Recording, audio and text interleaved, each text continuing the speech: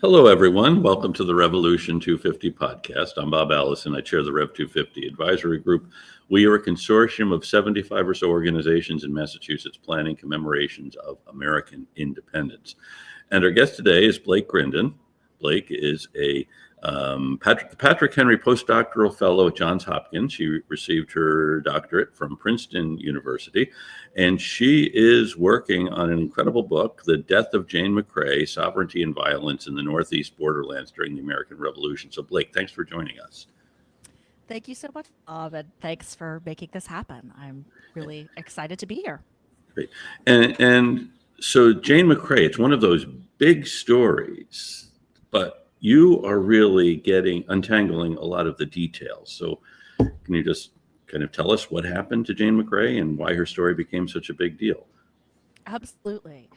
So Jane McCrea is a white colonist who's killed on the eve of the first great American victory of the Revolutionary War, the victory at Saratoga in 1777. Jane McCrea is killed at the end of July. She's living in the Upper Hudson River Valley in what is today Fort Edward, New York.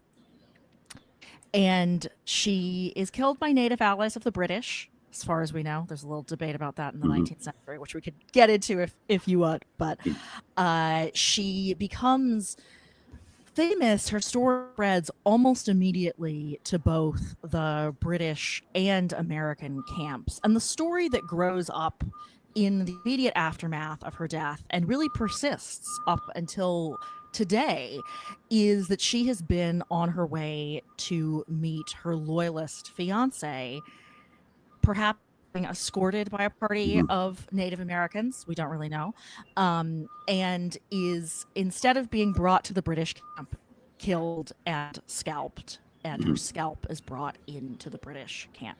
So that's the story that we typically hear about McCrea, and that starts circulating in fact, every newspaper that is publishing in the 13 colonies at the time, shortly after her death.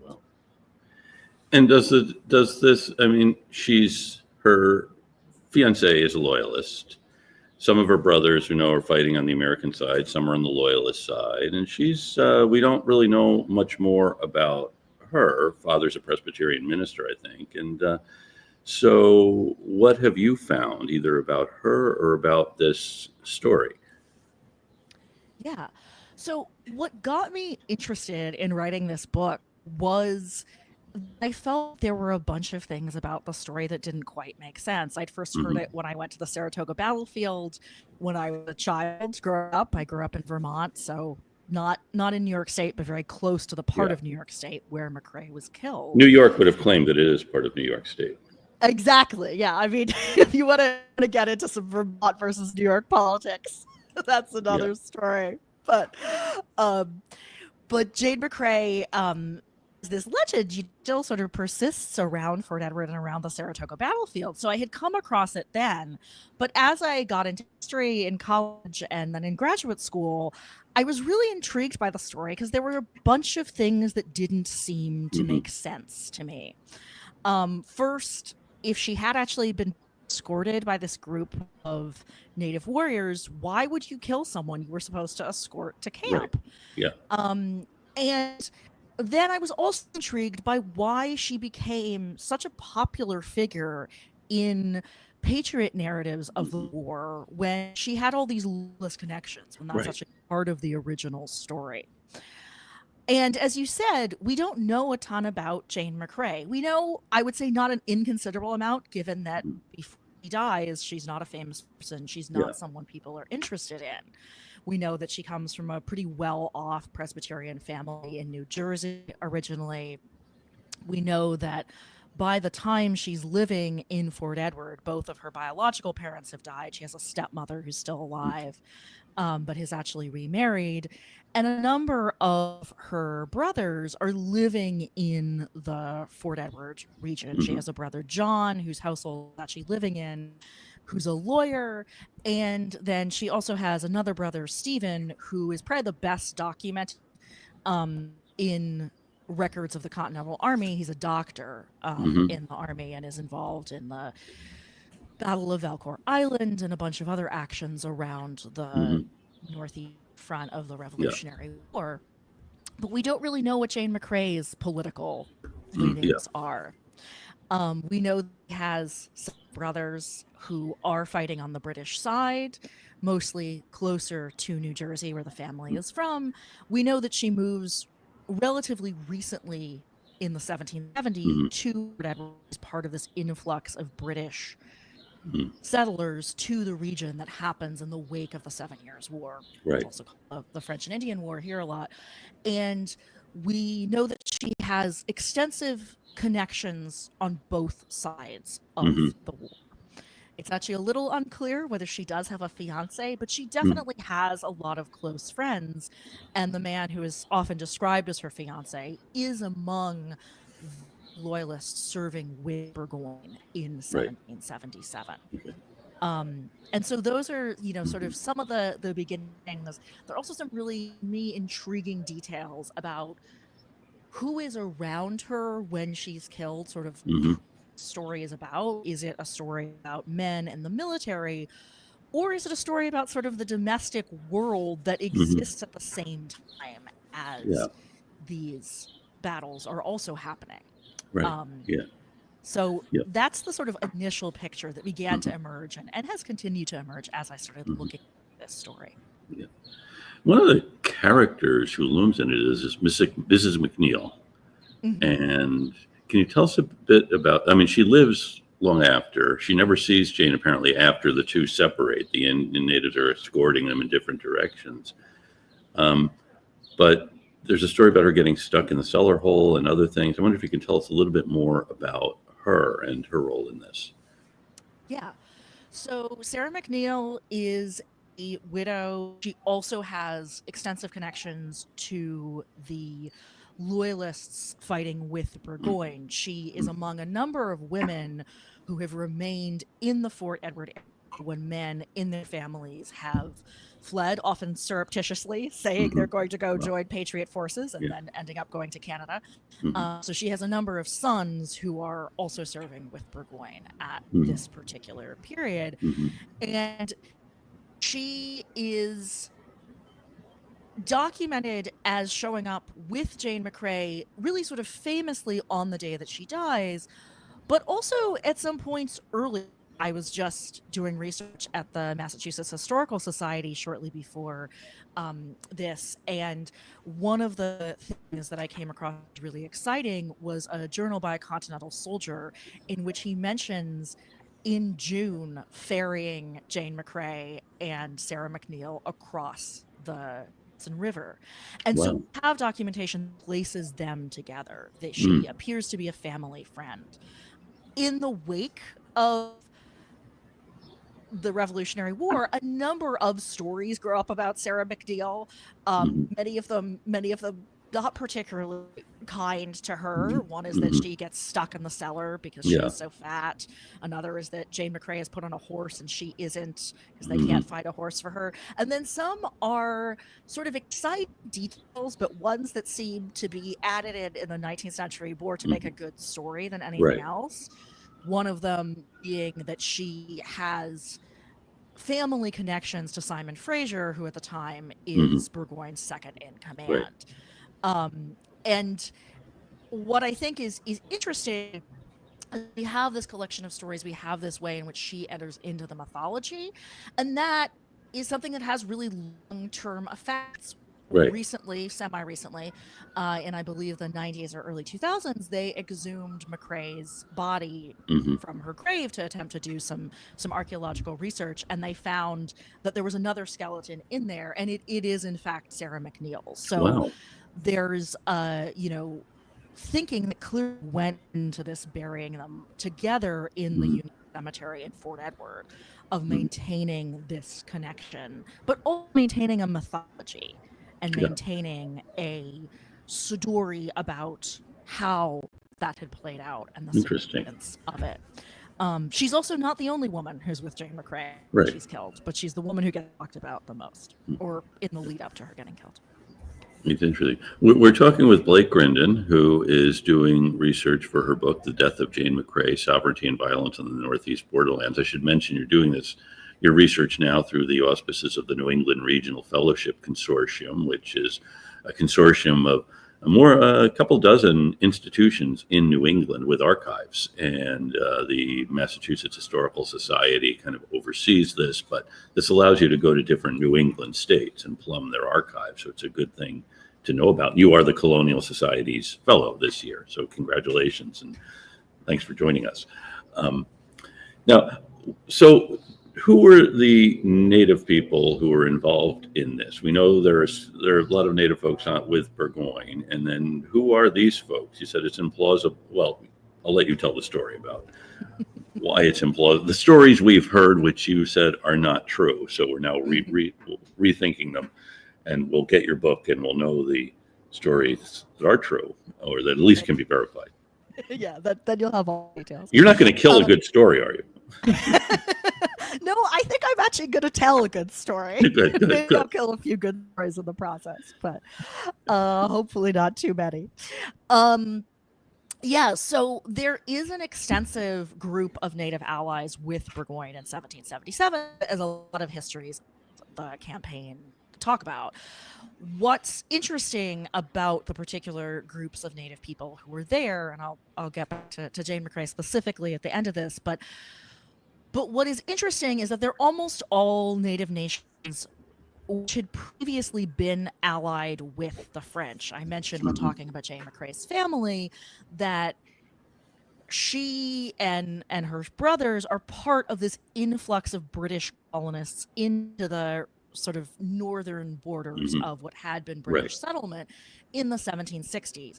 And part of why there's this influx is that British colonists feel, for the first time in the better part of a century, that they can fully settle in these lands because they had previously been really afraid of joint French indigenous raids coming down from Canada. But once the French are displaced, there's sort of a sense that this will.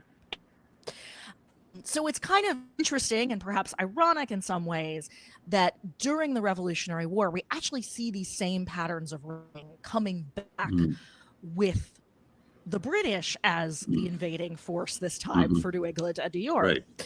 And there are two main regions where the Native allies that are actually serving with Burgoyne come from.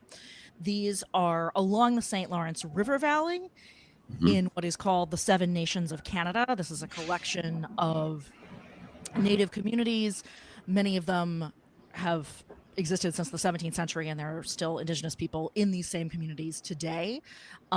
They are centered around a series of towns that were built up as French missions. And then there are also a large component of Native warriors that join a little bit later that are from the Great Lakes region, what the French call the Pays d'Où. And they are also part of this campaign. They're people who would have known this region because of the extensive sort of waterways connecting them, but they're not local the way a lot of these people from the Seven Nations are, even if the sort of home base that we see then and now in many cases is in Canada. These are people who were Mohawk, they're Wabanaki, they're people who have connections to the exact territories. Now, we don't actually know in the raiding party that attacks Fort Edward that day and presumably kills McCrea, we don't know who it is. And there are a lot of different attributions. You'll often hear people say that these people are Mohawk, which is not inconceivable. There are a number of Mohawk villages among the Seven Nations, Ganawage, Ganasatake being the most famous ones. But I think sometimes that attribution just comes from people looking at a map and thinking, oh, it's the Upper Hudson. It must be Mohawk territory, which it is, but it doesn't. Mohawk people are not the only people there, obviously. And, you know, there's also a very real possibility that these are people from much farther west because we know that they're involved in the campaign at this point. And there are a couple of names you see actually in the 19th century reports about Blue Panther, Duluth, these people. Do you have any sense of who they are, if they were actually involved or what connection they might have had? Yeah, so it is, as you said, really intriguing. You see a bunch of these people being named in 19th century accounts, and one of the ones that you see is this guy who is repeatedly referred to as Lulu. And there's actually a book. I cannot remember the year it's published, but it has a great title. It's called Lulu's Bloody Trail. Oh, wow. It sort of documents a Yeah. series of frontier attacks. Mhm. What I will say about these is I have yet to find evidence that this is a real person at Wow. all. Obviously, a real person did kill Jane McCrea, Yeah. but we don't know if Mhm.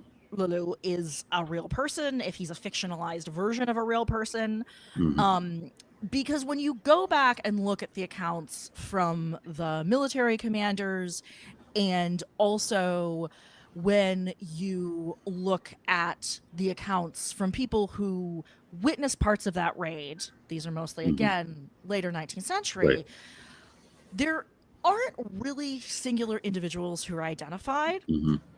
There is a really interesting moment. So, as I said, the story spreads really quickly to both Yeah. sides of the Mhm. campaign.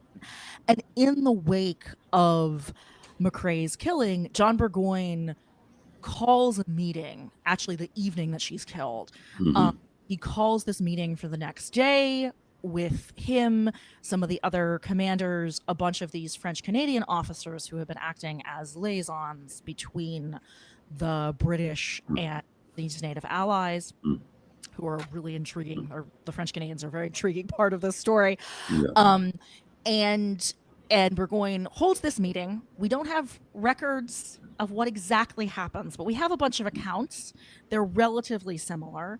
They say that Burgoyne demands that this man be turned over, Mhm. and that one of the French Canadian liaisons, a man named Luc de la Corne, who has a very storied history in the Northeast, says to Burgoyne that this will be a massive bad decision. The native allies will all desert. Yeah. And according to Burgoyne and other officers' later accounts, this is persuasive to Burgoyne, and he decides not to execute this man. Mhm. Mm. But he's never named.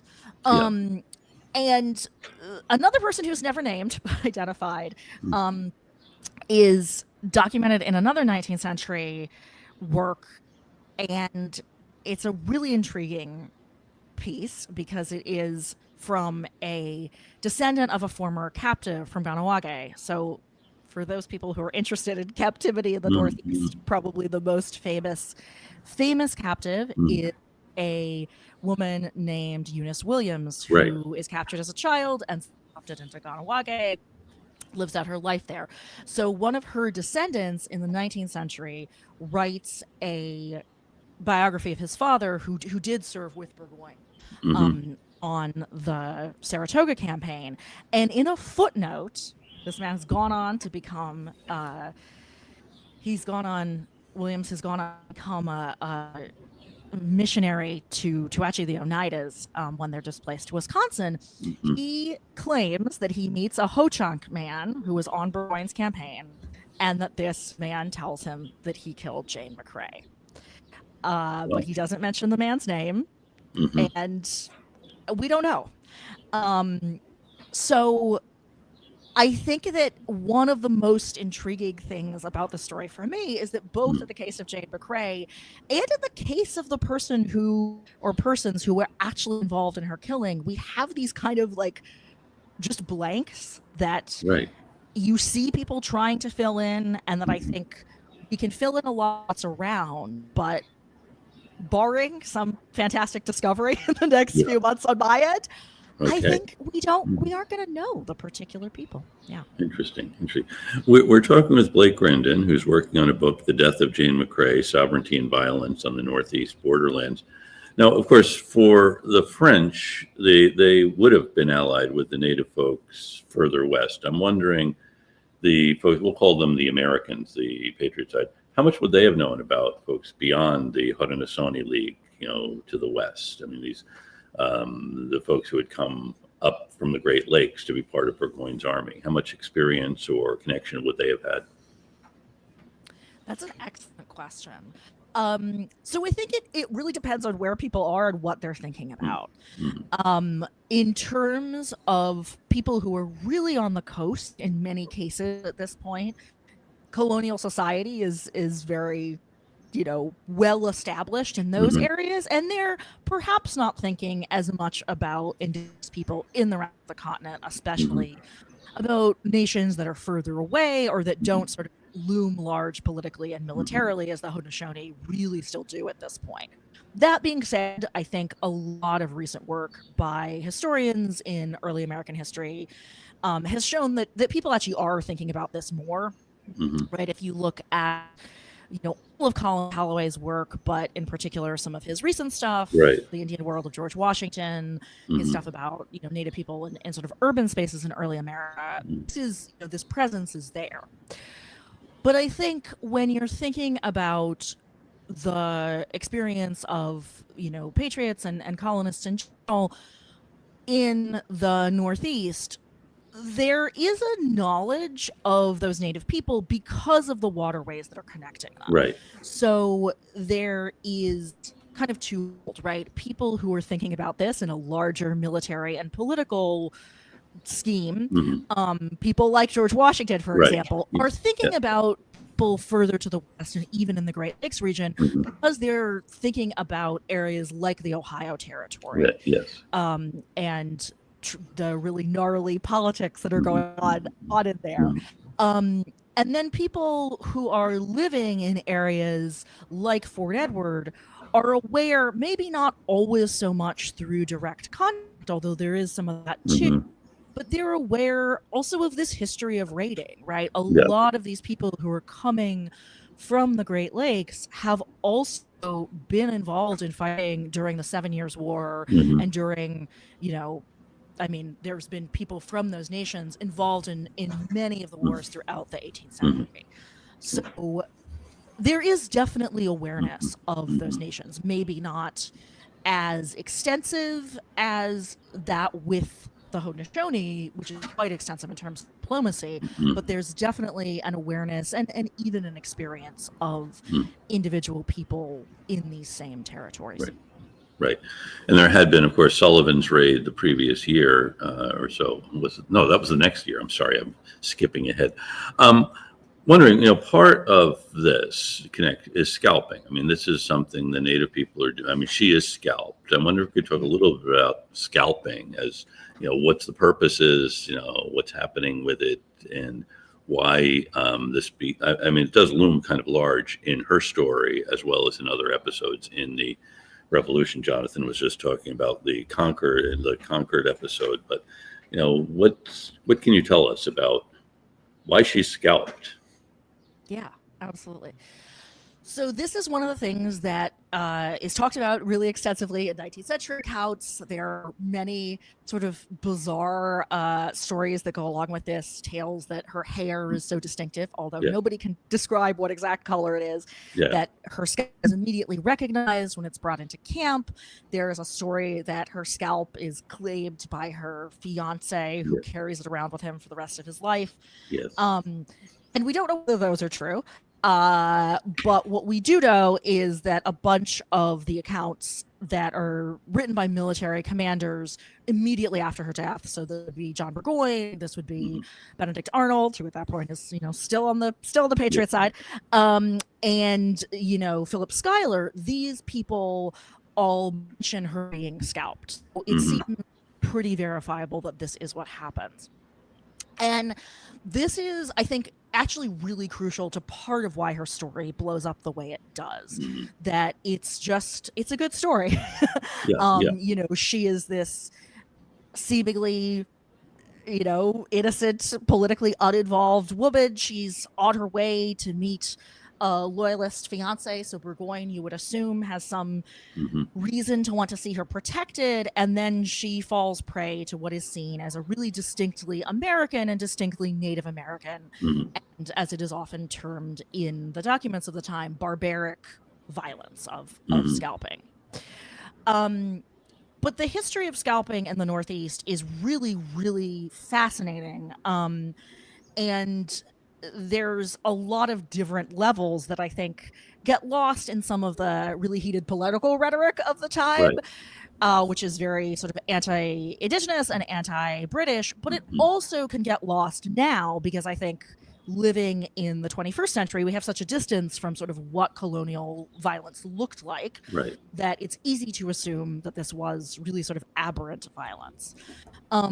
And they're two kind of key, I'm going to try to keep it as tidy as I can, but there are two kind of key strains there. One is that this wasn't aberrant violence among Indigenous warfare throughout the continent. By the 17th century, scalping is pretty widespread throughout North America. It actually appears to reach the Northeast fairly late in the chronology of the continent, but what it is connected to is ideas of sort of claiming both military victory, right? It is a sign of who you've killed, but it's also connected to religious ideas, right? In Native American culture of the time, as in most other military cultures, right? There's a link between kind of political and military goals and also religious goals. So it's seen as a way of kind of demonstrating and literally claiming spiritual power from defeated enemies. And while there's some debate about this, it was definitely practiced not only against warriors, but also, if it would come, if there was a raid and civilians, which is a complicated term to use in this period, but civilians were being non-combatants, were being killed, they might also be scalped as well. But of course, by the time we get to the 18th century, Native American people are not the only people we're talking about when it comes to warfare in North America. And scalping is actually adopted really, really quickly within all of the European empires. So the Spanish, the French, Dutch, English, and one of the things that distinguishes scalping within these colonial systems is that they're very often bounties, right? This is still being used as a proof of death, but typically it is being used as a way to tally up the dead and as, a way to reward people for having killed enemies in battle. Initially in the Northeast, this is something that is offered by the British to Native allies, and then eventually it becomes something the British only offer scalp bounties to British colonists. The French, it's a little bit different. They offer scalp bounties not to colonists, but exclusively to their Native allies. So by the time you get to the 1770s, Native people are both sort of scalping for these more traditional, we might say, reasons, but they're also engaged in this political economy of scalping.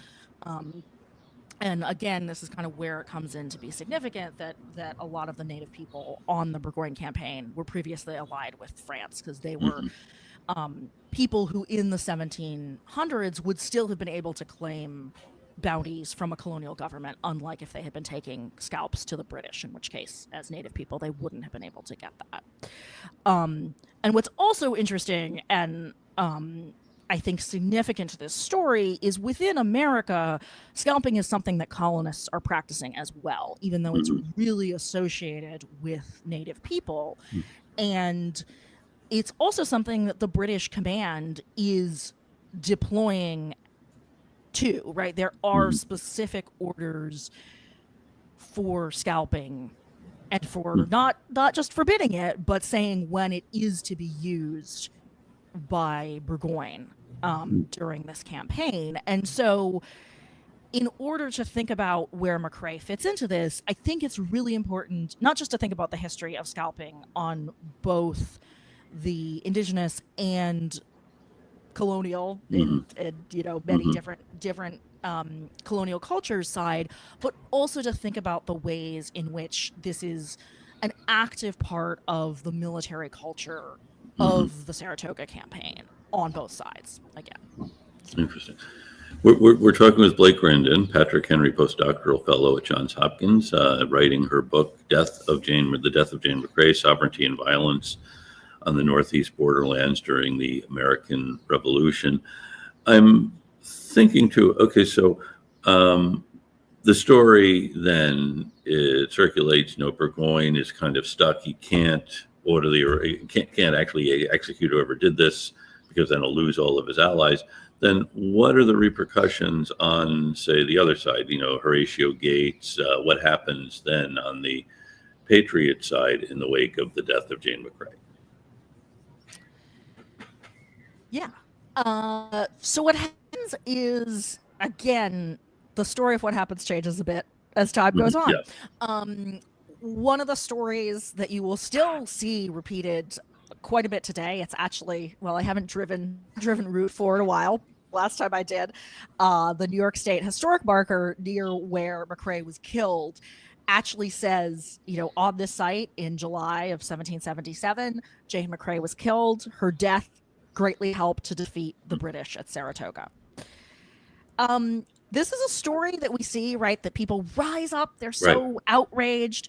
But in many ways, it seems that this is a story that comes about in large part thanks to Kenneth Roberts' Rabble in Arms. And, I think there's some other things, too, that he's picking up on in that, in telling that story. Because it's that while news of this spreads to both sides, it's not something that people are talking about. And in fact, the role of John Stark and Horatio Gates seems to play a much bigger role in recruiting New England support against Burgoyne at this period. Again, kind of getting back to the contest between Vermont and New York, right? Many people in New England don't love Sutler because he's a New Yorker. But what does happen is that a few months later, her story starts showing up in newspaper after newspaper. And this is something that, to a large extent, the military is actually directly involved in. So Horatio Gates writes this quite incredible letter to Burgoyne after in that same fall, in the lead up to the battles of Saratoga, in which he specifically accuses Burgoyne of having sort of prompted the attack by having these native allies. And he casts scalping as something that is distinctly Native American, which he sort of knows it's not, because he knows that it's being encouraged by his own ranks and possibly practiced as well. And he says that while it's not surprising that this might be part of native war, in Gates's words, he says, is surprising that John Burgoyne would hire, quote, these savages to scalp Europeans and the descendants of Europeans. And he sort of threatens Burgoyne with how this is going to look in the press. And in fact, Gates's letter is among the things that get reproduced in the press quite a bit. Interesting. Yeah. So it's interesting. And so later on, again, you're talking about much of the story then is cast in the 19th century, 20th century. I mean, there are paintings in the 19th century of the death of Jane McCrea. And then I'd forgotten about Kenneth Roberts' book, having such an influence in the way people thought about all of this. So what's been your role in then uncovering what really happened, as opposed to this various historical gloss that's been put on everything? And that must be a fun thing and a challenging thing. It is. It's both challenging. One of the things that drew me to McCrea in a sort of historian way, beyond just I'm interested in this story that I heard when I was younger, was this exact question, right? Was sort of untangling the story that got told, the story as it happened. There are a bunch of tales that circulate about frontier atrocities during the American Revolutionary War, and it's important to think of Jane McCrea in that context. But a lot of those stories, including, I think my favorite is this bizarre insert that Benjamin Franklin helps to put together, claiming that the British are receiving, it's a newspaper insert, that is fake news, that he creates to say that the British are literally having bushels of American scalps delivered by their native allies and are paying for them. And so a lot of the stories, like this Franklin scalp bounty story, they're not true, right? We know from documentation that these are wild exaggerations at best and basically completely fictionalized. But McCrea is not like this, right? We know that the real person. We have documentation from her family. We have these letters in the immediate wake of her death. We know where she's buried. We know a lot of these details, even if we don't know what she thought of the war. And so one of the things you see in most of the writing about McCrea is it really focuses on the later circulation of this story and on the kind of cultural images around it. You know, sort of what does this say about Patriot attitudes towards Native Americans? What does this say about the ways in which sort of white femininity is being conceptualized in the early Republic? All great questions. Very interested in them. But I was interested in how those related to McCrea is this real person, right? So a big part of what this project does and what I've been doing is really trying to dig into that more military side of the history. So despite dealing with in this situation in which we have all this 19th century, some legend, some fact to dig through, when you go back to what's actually happening on the ground, it's in some ways much more complicated story, but that complication also really helps to clarify some of those things that seemed so strange to me, right? Some of the things that are so confusing about, well, why would his Native allies kill this person with ties to the British camp? Why were Native allies involved in this war between Britain and its colonies at all, right? Obviously, Native people are, as I said, some of them on the campaign are local to the area, but some of them aren't. Why do they care about what's happening? Why are they involved in this war at all? And I think I've actually been really excited by how much I've been able to uncover about McCrea specifically, right? By just realizing where her family is in the area, what her brothers are doing, what the experience of women like her are. But I also think when you start looking at the role of Indigenous politics, at the lingering role of the French, even as this story gets a lot messier, it also does start to make a lot more sense.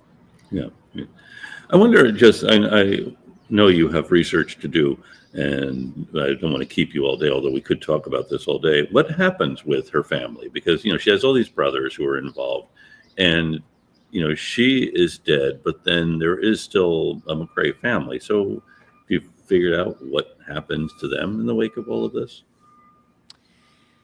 So to some extent, yes. To some extent, that's still part of the work that has to be done. And she still has descendants today, and even people who have reached out to me, emails I probably need to answer. And one of the things is there are 13 children. So her father has been married twice. They're quite a few kids. One of the things that is really interesting is that the family is directly involved in helping to preserve her memory in the 19th century. And one of the ways that we see this is in her burial site. So she's initially, the British Army and their Native allies are advancing. People are fleeing the area because you don't want to be in the path of an army. So she is buried somewhat hastily the next day by her brother John and some other local people, including an enslaved woman in John McCrea's household, who actually plays a role in identifying Jane McCrea because she recognized her clothing. And then after that burial site, she is reinterred a couple times. She's moved to a cemetery, and then when Fort Edward's Union Cemetery is founded, she's probably the most famous person nationally, even internationally, in the region, and she is reinterred in that grave in the 1853, I think. Wow. And her niece at the time pays for this and for the gravestone, which includes sort of a story of what happened to her. And so there is this ongoing memory preserved. She had another niece who's named after her, right? There's this attention to how that story is going to play out and going to be preserved in public memory, right? You can go to Union Cemetery today and you can see McCrea's grave and see the story there. And is Mrs. McNeil still buried there? Yes. Interesting. Fascinating story. I mean, we could, as I said, go on all day, but I want to wait for the book. We've been talking with Blake Grindon, who is writing a book, The Death of Jane McCrea, Sovereignty and Violence on the Northeast Borderlands at the Time of the American Revolution, really untangling this story. And it really is still a great story, even as you demythologize it. So it's been great talking with you, Blake. So thank you for joining us. Thank you so much, Bob. This was fantastic. And I want to thank Jonathan Lane, our producer. And every week we thank folks who are tuning in regularly. We have a lot of listeners around. And if you're in one of these places and want to send Jonathan an email, get some Rev 250 swag, or tell him someone you'd like to hear from or a topic you'd like us to discuss, send Jonathan an email, jlane@revolution250.org. And this week I want to thank our listeners in Friday Harbor, Washington, and Klatskanee, Oregon. I hope I said both of those right. Ottawa, Frankfurt, Copenhagen, Tuscaloosa, Alabama, Richmond, and Dallas in the state of Texas, Layton, Utah, Florence, South Carolina, here in the Commonwealth of Massachusetts, in Boston, Arlington, and Acton, and all listeners between and beyond. Thanks for joining us. And now we'll be piped out on the road to Boston.